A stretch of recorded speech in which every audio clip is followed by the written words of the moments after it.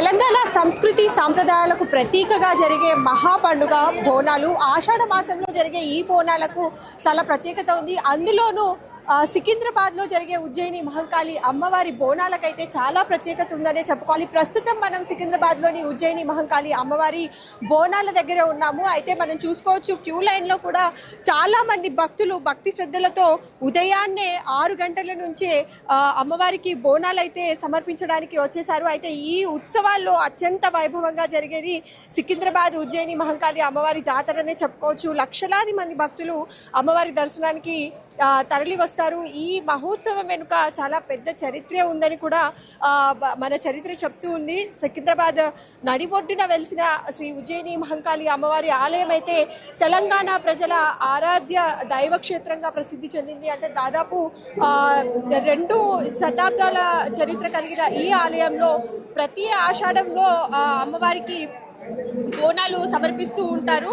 అంటే ప్రతి ఆషాఢ మాసంలో జరిగే జాతరకు దేశం నలుమూలల నుంచి ఎక్కడెక్కడి నుంచో జనాలు ఇక్కడికి వచ్చి భక్తులు భక్తి శ్రద్ధలతో అమ్మవారిని దర్శించుకోవడము, అమ్మవారిని కోరిన కోరికలు తీరుస్తుంది అంటూ కూడా ప్రగాఢ విశ్వాసంతో అమ్మవారికి అయితే బోనాలు సమర్పిస్తూ ఉంటారు. అయితే ఆషాఢ మాసంలో అమ్మవారికి బోనం సమర్పించడం ఈ జాతరలో అత్యంత ముఖ్యమైన ఆచారం. అంటే కొత్త కుండలో అన్నము, బెల్లము, అలాగే పాలు వీటన్నిటిని వండి అమ్మవారికి మట్టి కుండలో అమర్చి ఇచ్చేస్తూ ఉంటారు.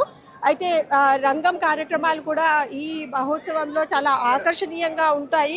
రంగం కార్యక్రమంలో అమ్మవారి ఆశీస్సులతో భవిష్యత్తు పరిణామాలపై కూడా చెప్పే ప్రవచనాలను వేలాది మంది భక్తులు ఆసక్తిగా వింటారు.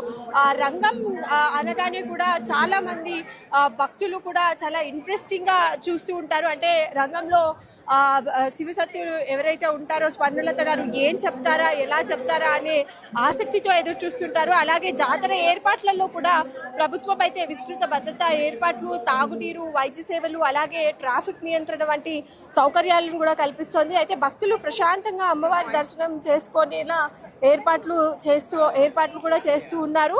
అయితే ప్రస్తుతం కూడా మనం చూడొచ్చు, ఎంతో మంది భక్తులు ఆలయానికి ఎంతో భక్తి శ్రద్ధలతో బోనాలని ఎత్తుకొని క్యూ లైన్లలో నిలబడి కూడా వచ్చే సిచ్యువేషన్స్ కూడా మనం చూస్తూ ఉన్నాము.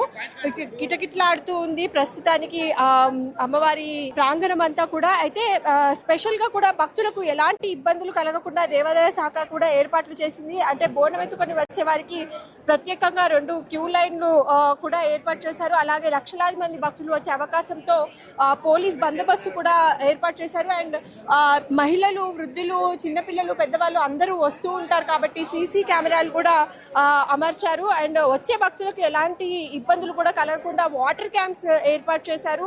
అలాగే వైద్య ఆరోగ్య శాఖ ఆధ్వర్యంలో కూడా హెల్త్ క్యాంపులు, అంబులెన్స్లు కూడా ఏర్పాట్లు చేశారు. అండ్ మోరోవర్ శివసత్తులు ఎవరైతే ఉంటారో, జోగినీలు, శివసత్తినులు ఎవరైతే ఉంటారో వారందరూ కూడా 1 గంటల నుంచి 3 గంటల వరకు అయితే టైం ని కూడా అలాట్ చేసినట్టుగా గవర్నమెంట్ అయితే చెప్తుంది. అయితే ఆదివారం, సోమవారం రాత్రి కూడా అమ్మవారి పలహారం బండ్లు కూడా ఇక్కడ ఊరేగిస్తూ ఉంటారు. అయితే మనం చూడొచ్చు, ఇక్కడ చాలా మంది భక్తులు అయితే బోనాలను ఎత్తుకొని వస్తున్నారు. కొంతమందితో మాట్లాడే ప్రయత్నం చేస్తాము. హలో అండి, ఎక్కడి నుంచి? కవాడిగూడ నుంచి వస్తున్నారా? ఎన్ని సంవత్సరాల నుంచి ఎత్తుతున్నారు బోనం?